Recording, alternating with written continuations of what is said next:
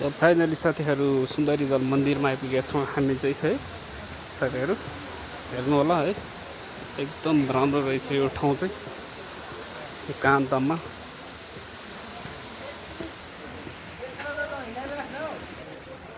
पुल पनि रहेछ है, ल हेर्नुहोस् साथीहरू, तल चाहिँ खोला रहेछ, एकदम ठुलो खोला।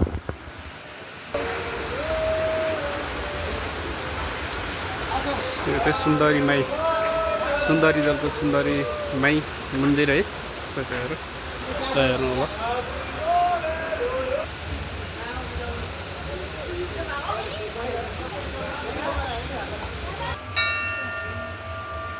यहाँ चाहिँ वनप्रकृतिको स्वरूप बनाएको रहेछ है साथीहरू। ल हेर्नुहोस् चट्टानमा पनि पानी आइरहेको छ है, चट्टान।